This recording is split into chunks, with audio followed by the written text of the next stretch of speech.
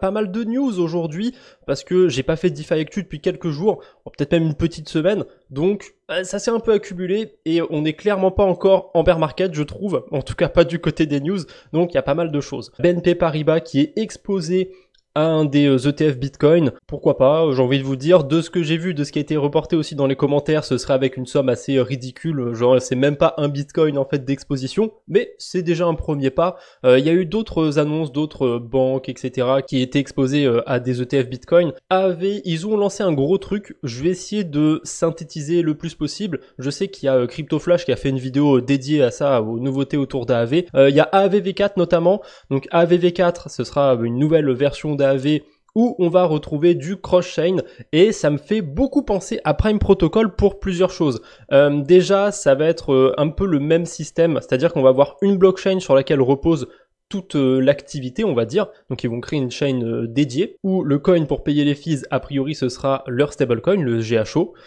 Qu'est-ce qu'il y avait d'autre à dire par rapport à ça? Cette couche de liquidité cross-chain, c'est cool. Ça existe déjà évidemment, mais je pense que l'approche d'AV va être beaucoup plus optimisée. En fait, je compare que par rapport à ce que je connais, donc Prime Protocol, Pseudonyme, Peak Finance, c'est pas un exemple vu qu'ils se sont fait hacker 2 fois là les 2-3 dernières semaines. Il y a un système qui pourra permettre d'évaluer le risque d'un collatéral et du coup de mettre des sortes de premium, un peu comme sur Prime Protocol. Par exemple, quand on emprunte certains tokens, si j'emprunte, j'en sais rien moi, 1000 USDC sur Wormhole, ça va comptabiliser 1000 dollars d'emprunté. Alors que si c'est genre 1000 USDC sur Polygon ou sur un autre écosystème, ça va comptabiliser genre 1100, comme si j'avais emprunté 1100 dollars. Parce qu'il y a un premium, l'actif il est considéré comme plus risqué. Bref, c'est des délires de bridge ou quoi du côté de Prime Protocol. Là, ça pourrait être d'autres critères du style la volatilité, si c'est des actifs bridgés, etc. On verra ce que ça va donner. C'était pas tout, hein. Il n'y avait pas que ça, il y avait d'autres choses aussi, si je dis pas de bêtises. Donc là, c'est tout ce qu'il y avait par rapport à AVV4. Voilà, ils appellent ça Unified Liquidity Layer. Ouais, bon, mon anglais est mauvais. Hein. Nouvelle identité. Ah oui, il y a ça aussi, je suis con. Ils sont en train de refaire aussi leur identité visuelle. Assez simplifié. Pour le coup, je trouve pas que ce soit un mauvais rebranding ou quoi que ce soit. Hein. Ça garde quand même l'identité. On n'est pas perdu. Hein. J'ai vu bien pire que ça. Mais c'est vrai que moi, j'aime bien ce qui est un peu kitsch et tout. Donc c'est vrai que je trouve que le petit fantôme d'AV, il avait un peu plus de charme. Mais c'est qu'un détail. Je pense que je vais m'y habituer. Hein. Même si j'étais rageux aussi sur la nouvelle interface de Layer 3. Maintenant, je commence à l'utiliser. Bon, voilà, c'est comme ça, c'est la vie. Il me semble qu'il y avait autre chose aussi. Bah, il y a le AAV Network, c'est la blockchain qu'ils vont lancer. Et pour l'instant, si je dis pas de bêtises, on sait pas encore si ce sera un Layer 1 ou un Layer 2 d'Ethereum. À déterminer ce qui sera le mieux. Ah oui, et aussi, leur stablecoin, ils veulent rajouter le plus possible des RWA dessus. Bon, on verra tout ça, c'est pas encore arrivé la V4, mais ça devrait pas tarder. Ça fait déjà un moment que AAV, ils parlent en tout cas de faire du cross-chain. Si je me souviens bien, ils appelaient ça AAV Portals pendant un moment. On passe à Arabi Wallet. Je crois que j'ai 2 petites news par rapport à Arabi Wallet. Déjà, on commence par ça. J'ai pas eu l'occasion de tester cette fonctionnalité, mais je suis très curieux parce que je me suis pas plongé dans la documentation technique ou quoi pour essayer de comprendre. Mais a priori, on peut faire des transactions gratuites sur Arabi Wallet. Pourquoi pas? Je sais pas si c'est disponible sur 100% des blockchains. À vérifier. Ah non, ok, c'est précisé en dessous, c'est sur Ethereum, Arbitrum, Avalanche, Base, BNB Chain, Phantom, Linea, Optimism, Polygon et Zeta Chain. Curieux, qui est Zeta Chain comme ça, pourquoi pas. Ethereum, des frais gratuits sur Ethereum, ça par contre c'est pas mal, hein. Après, il faut voir comment ça marche, je suis très curieux, j'ai pas du tout testé. S'il y en a qui ont des retours, n'hésitez pas sur le chat. Si ou déjà, voilà, on clique ici pour avoir les blockchains, Custom Network, et on peut ajouter une blockchain customisée. Voilà, il y a peut-être 2-3 petits bugs sur l'interface, mais c'est ajouté. Ça fait très longtemps que les gens réclamaient ça. Depuis quelques temps déjà, on peut ajouter des testnets custom. Et maintenant, bah voilà, on peut ajouter des blockchains custom, on va dire. C'est le dernier truc, je pense, qui manquait pour que Rabi soit mieux que MetaMask. Maintenant, il y a encore un petit truc sur lequel MetaMask peut être utile, et c'est pour ça que sur un navigateur, je l'ai pas désinstallé. C'est que des fois, quand on a des checkers d'airdrop, ou sur certains sites aussi, parfois pour se connecter, c'est pas terrible, on est obligé d'avoir MetaMask. Peace Network, de mémoire, c'était comme ça. Wormhole aussi, je crois, on était obligé de passer par MetaMask. C'était chiant, mais bon, c'est comme ça, c'est la vie. Ensuite, on enchaîne avec Scroll. Il y a deux petites news du côté de Scroll. Déjà, celle-ci, ça fait quelques jours, mais je l'ai pas passé en vidéo, il me semble, donc hein, on le passe. Le IP 4844 qui est implémenté sur Scroll. Wouh, enfin, les frais sont moins chers sur Scroll. Bon, ça reste quand même un ZK, donc ça reste un Layer 2 qui est un peu cher par rapport à Optimism, Arbitrum ou autre, mais les transactions, elles coûtent. Ça fait vraiment 5 minutes. Oups. Bon bah je sais pas où j'en étais. Oh merde, j'ai pas du tout lu le chat. Oh j'ai l'air con. Du coup, j'ai deux petites news du côté de Scroll. La première, c'est l'implémentation de l'EIP 4844. C'est, je crois, le dernier Layer 2 à l'implémenter. Ça permet de réduire les frais de transaction. C'est à peu près réduit par 10 sur Scroll. J'ai eu l'occasion de faire quelques transactions. C'est bienvenu, mais ils ont tardé quand même pour l'ajouter.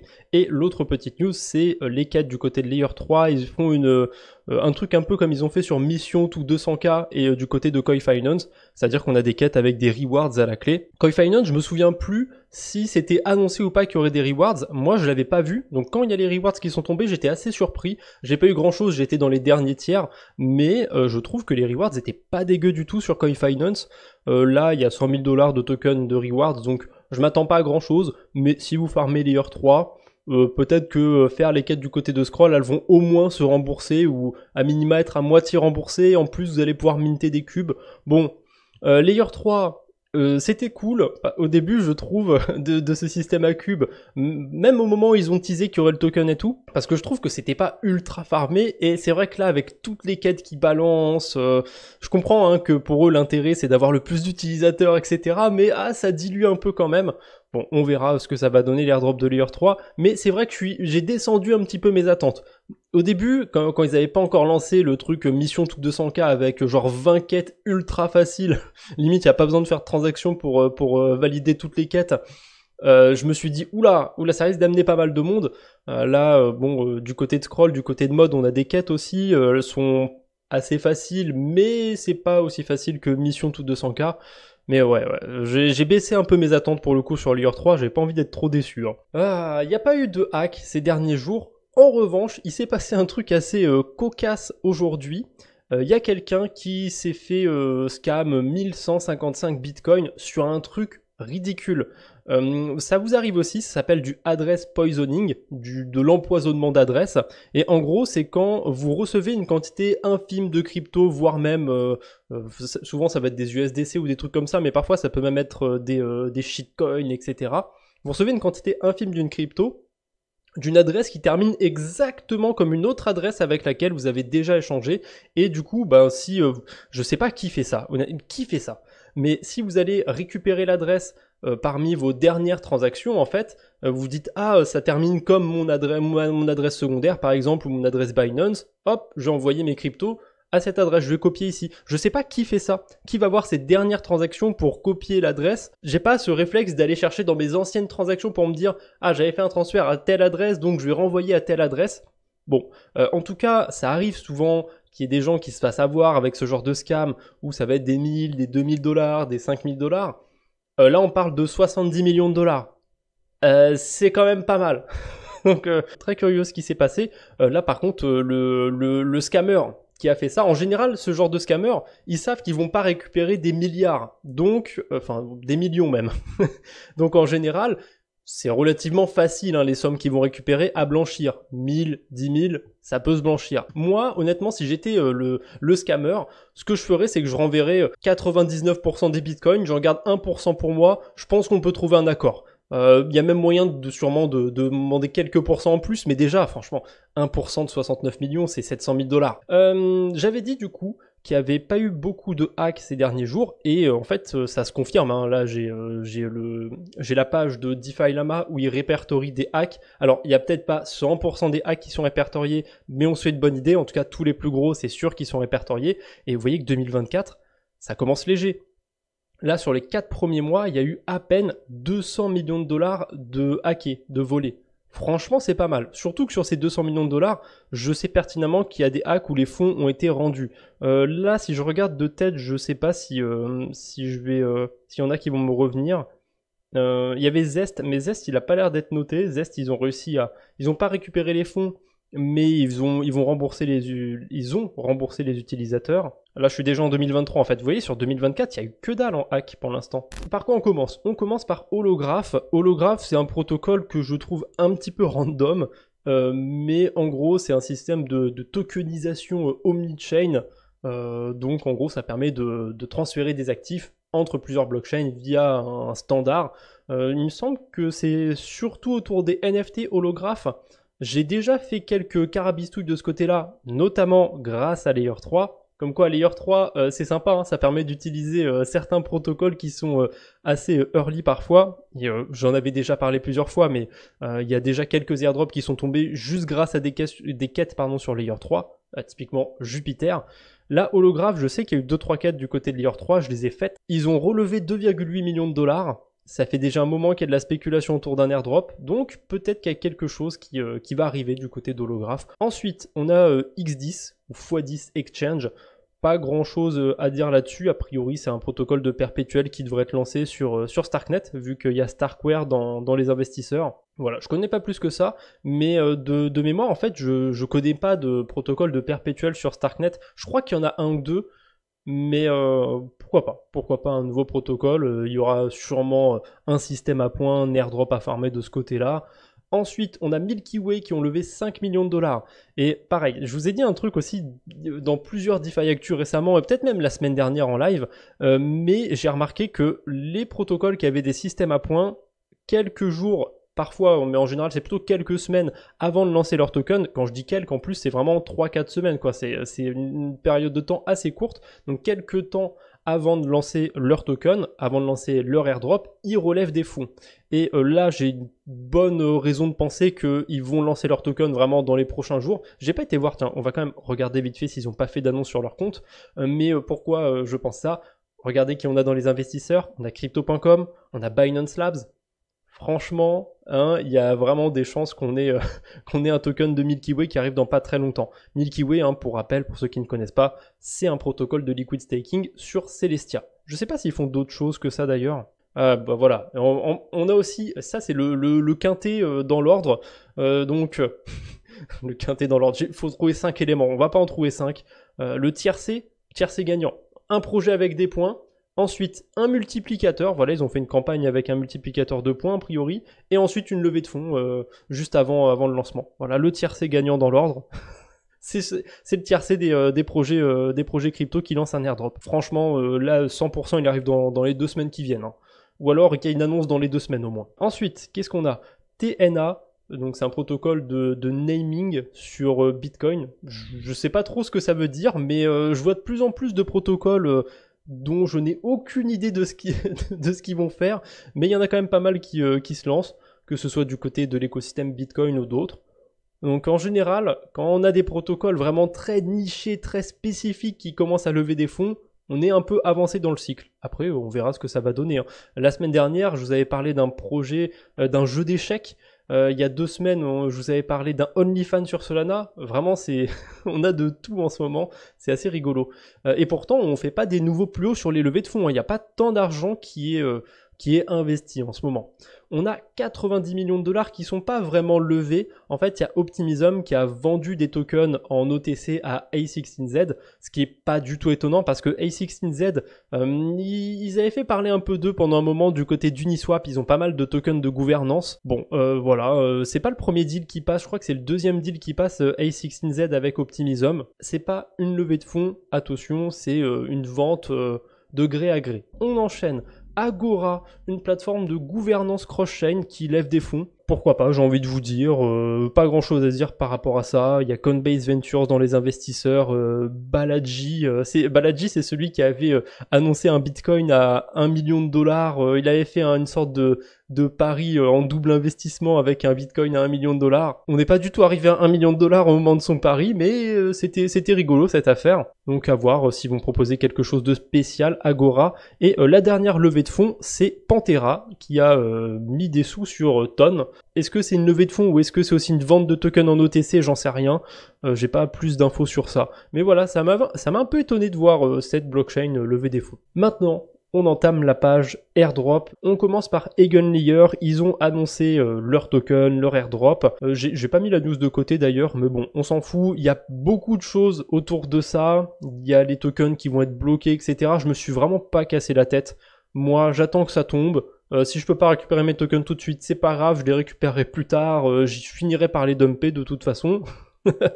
Donc bien joué au Sibyl d'ailleurs, ceux qui ont fait des petites interactions avec Eigenlayer, parce que de ce que j'ai vu dans les commentaires, même ceux qui ont mis genre 2$ d'Ether sur Eigenlayer, vous allez toucher 110 tokens Eigenlayer. De base, l'allocation minimale c'était 10 tokens Eigenlayer. Vu qu'il y a eu un peu de drama autour de ça, ils sont passés à 110 tokens.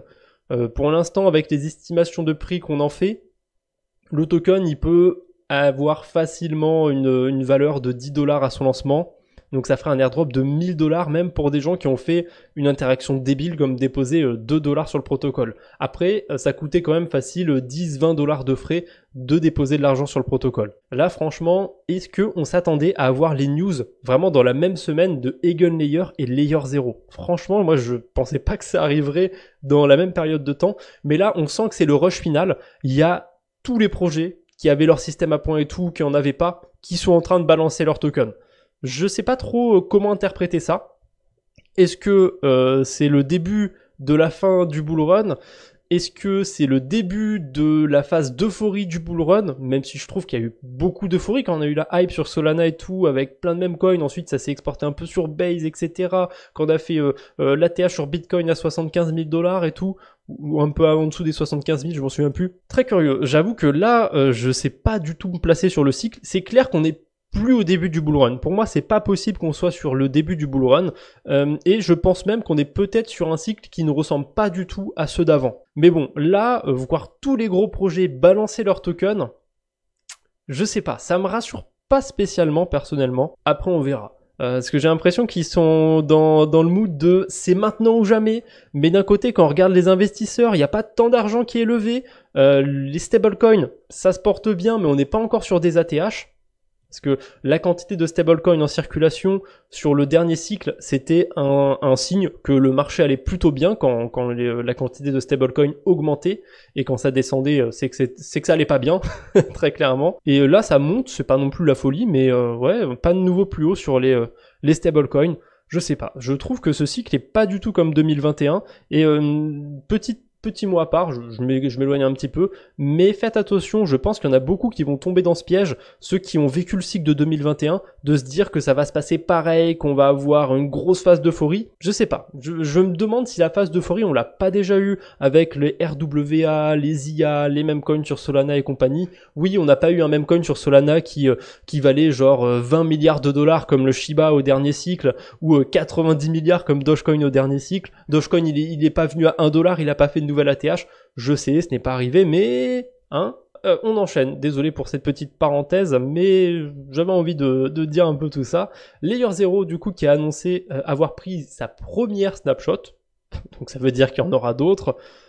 C'est très classique de faire plusieurs airdrops maintenant, parce que les gens ont commencé à bien comprendre ce que c'était les airdrops, à dumper les tokens, et les projets n'ont pas trop intérêt à ce que le token se fasse défoncer la gueule au début. C'est pour ça qu'on commence à avoir aussi d'autres systèmes qui sont mis en place, comme Eigenlayer, avec une partie des tokens qui vont être bloqués. Il y a un autre projet qui va faire ça, vous allez voir. Ils essayent des choses, et on a ce truc de saisonnalité qui ressort beaucoup aussi avec les projets, où on a un airdrop qui va se faire en plusieurs fois, pour que les gens qui touchent l'airdrop numéro 1, ils soient tentés de rester, qu'ils vendent pas tout de suite leur token. Remettez-nous des airdrops à l'ancienne, où voilà, on s'attend à rien, il n'y a pas de système à point. Pour le coup, Layer 0, c'est ce qu'ils ont fait. Pas de système à point ou quoi, ils ont balancé le truc. Voilà, la première snapshot a été prise.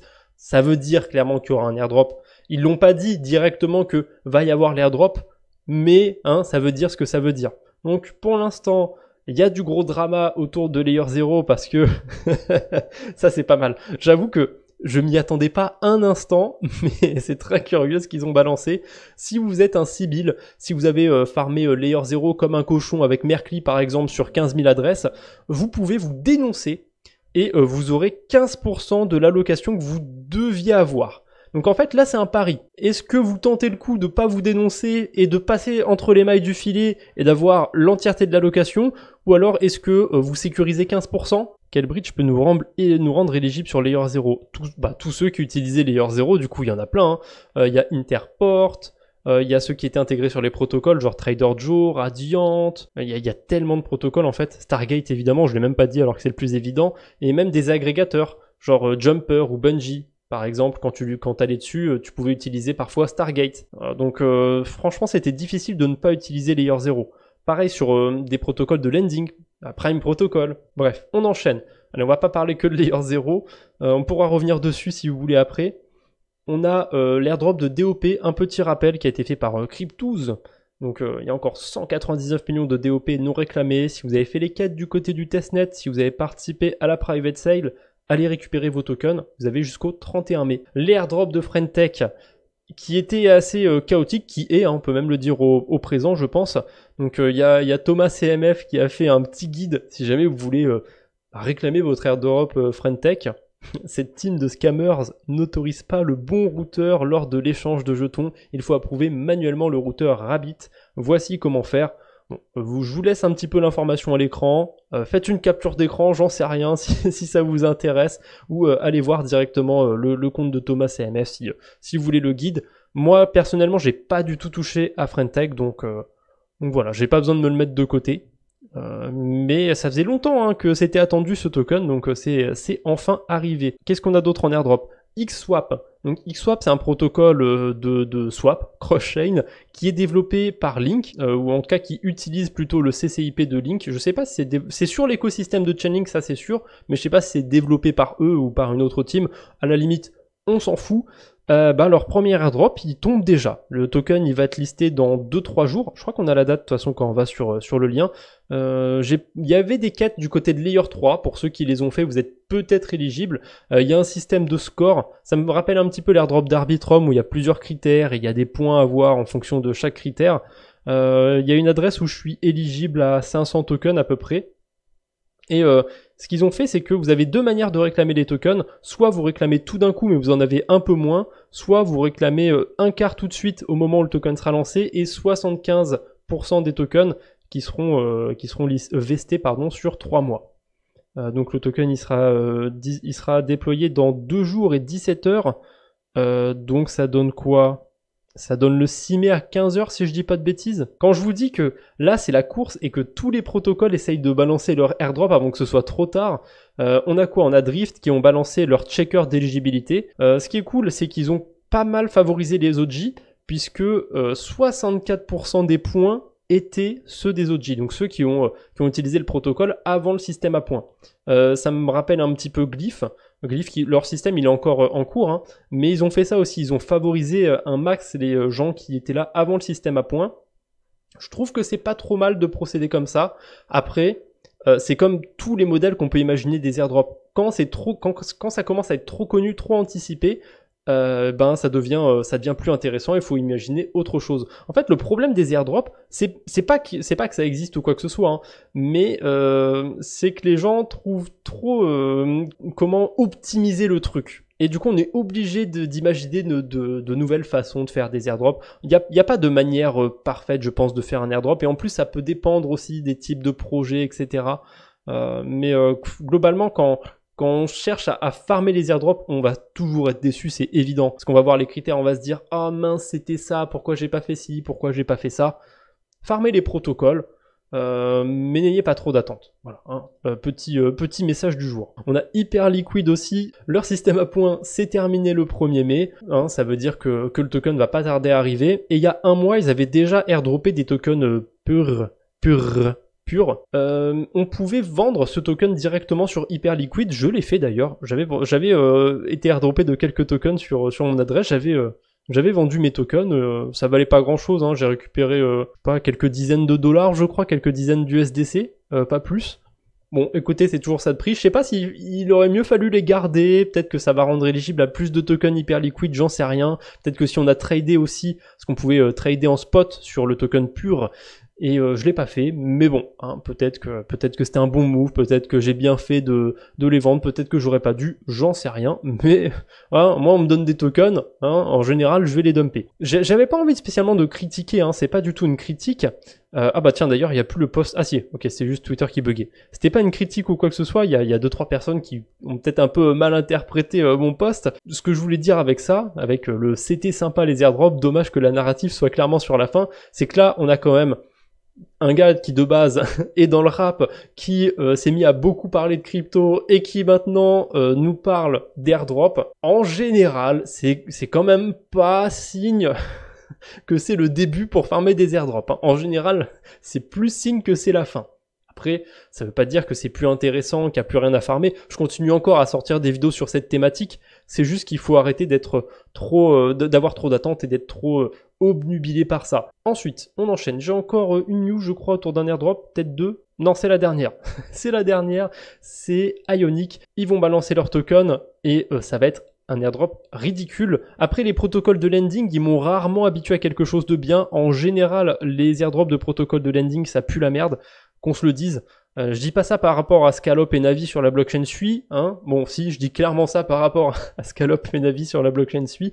Donc, 3% des tokens seront alloués à l'airdrop de la saison 1. Il y aura 0,5% des tokens qui seront distribués tout de suite et 2,5% qui seront vestés sur les 6 prochains mois, pardon. Donc, ça veut dire qu'il y aura 1/6 de l'airdrop, 16,66% qui seront distribués tout de suite et 83% qui seront distribués sur les 6 prochains mois. Deux petites news sur l'écosystème Bitcoin. On a Zest Protocol. C'est un protocole de lending sur Stacks.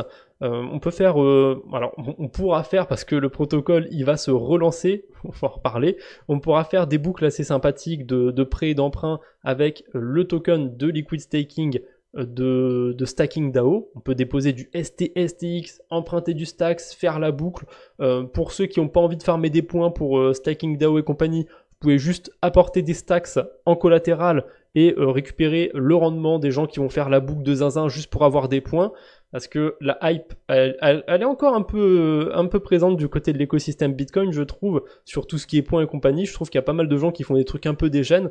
Donc Zest, qu'est-ce qui s'était passé? Pourquoi le protocole réouvre? Il y a écrit ouvre tout court, mais non, il réouvre. En fait, le protocole avait déjà été ouvert et en quelques jours, il s'est fait hacker. Ils ont remboursé les utilisateurs, il n'y a pas de souci. Ils ont refait des audits et du coup, le 9 mai, ils vont relancer le protocole. Voilà. Si vous avez des STX, c'est peut-être l'occasion d'aller farmer encore plus de points. Si vous avez des stacks tout court, à mon avis, les rendements vont vraiment pas être dégueux. En tout cas, juste avant le hack, ils étaient très élevés. Le rendement, il était à 3 chiffres. C'était abusé. En plus, on a les points aussi du protocole Zest, hein, évidemment. Des points par-dessus des points, on connaît. Voilà, on verra bien. Et a priori, il y aura aussi un NFT Genesis. Je suppose que c'est peut-être pour ceux qui avaient déposé des tokens avant le hack. Dernière petite news, un petit peu anecdotique, mais c'est un protocole que j'aime bien, donc j'avais envie de le citer.